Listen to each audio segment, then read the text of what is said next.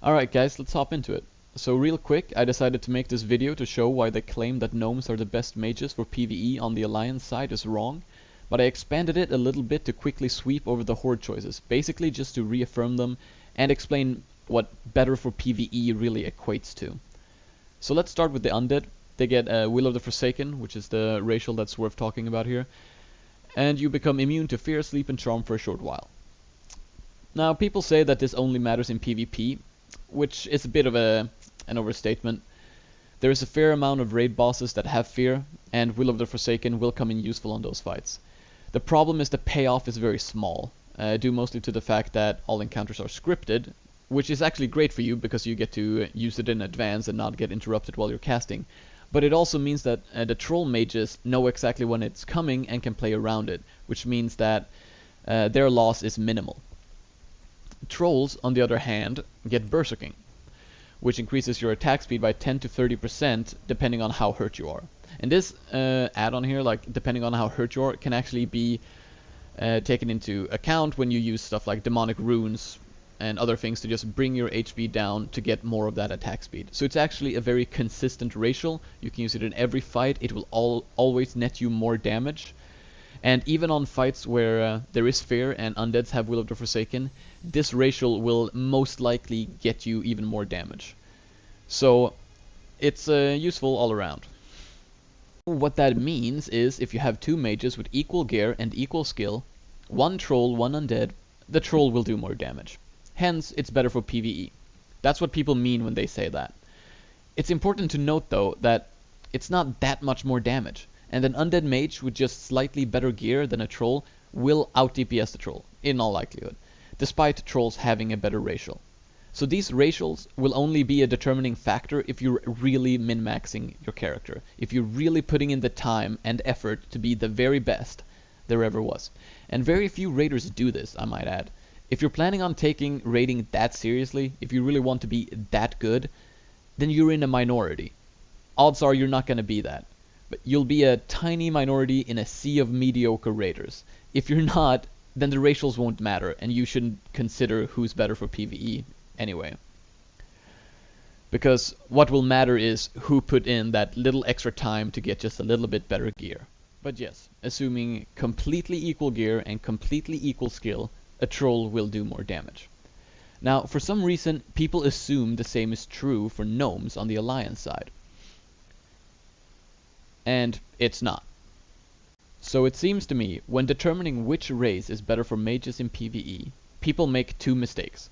They undervalue humans' diplomacy, and they overvalue gnomes' 5% int increase. So let's take a look at what both of those things actually give you. Let's start with diplomacy. Before I pointed out that these racials only really matter when you are min-maxing your character. You are striving to be the absolute best that you can be. That requires a whole lot of time. World of Warcraft is a game that requires heavy time investment, especially for hardcore raiders. There is always something you can do to improve your character, and on a fresh server, your options are going to be overflowing. Now, not every one of these time investments is a rep grind, but a lot of them are. So what this means is that in any point in time, with an equal time investment, a human mage will have improved his or her character more than a gnome mage would have. Yes, it is true that you can overcome this by simply spending more time than the human. In a hardcore raiding guild, however, this is not always as easy as it sounds. But to be fair, I made the claim that gnomes wouldn't do more damage with the assumption of equal gear. So let's assume you did spend more time than the human. And here you are, standing tall with the gnome racial in question, 5% more intellect. Alright, so what does intellect give you? Well, it gives you two things. More mana and more spell crit. Let's start with the mana, because it's laughable that people even think this is a factor. Mages in raids are not limited by their mana pool. We have a good amount of great tools available to make sure we don't go out of mana. We have mana potions, mana rubies, evocation, and a great amount of other potions and food buffs that will keep us casting. So since human mages aren't gonna go the fact that gnome mages have slightly more mana doesn't actually translate into an advantage. At all. But let's throw out a hypothetical. Let's say you miraculously manage to spend all of your mana and burn every single tool you have to gain more. Gnomes will have about 200 to 300 extra mana, which is not that much. On the other hand, humans have more spirit. Now I don't know why people ignore this, maybe because it's not as flashy of a stat or something, but yeah, spirit matters about as much as int. Why? Because not only will most raiding mages be spec'd for arcane power and have 15% extra mana regen while casting, which is directly increased by spirit, but the mana you regain from evocation is literally an amplified amount of your spirit. Your spirit is increased by 1500. So even if you had a fight that went long enough for your extra 200 to 300 mana to actually matter, any advantage is at the very least cancelled out by humans' superior regen. So it's an empty argument. So let's move on to the crit. This is also an empty argument because of just how minuscule the increase in crit actually is from this racial. To gain 1% crit, you need 60 extra int. So how much int do you actually gain from this 5% racial? Well, the base int is around 123. I actually didn't know this number off the top of my head. I had to jump on the old NOS server and ask a kind 60 mage to undress for me. But we also need to add the int you gain from gear to that. So I picked this mage because she chose, for some reason, to wear full Netherwind. See here, she has all the different Netherwind pieces. Now this is actually fairly terrible for raiding. You can see here she isn't spell hit capped or anything. But what this gear does give you is one hell of a lot of intellect. More intellect than you will ever actually have when in your proper raid attire. And we can see here she has around 209 intellect. So we quickly add that up and get 332. After that, depending on your buffs, you may or may not reach 400.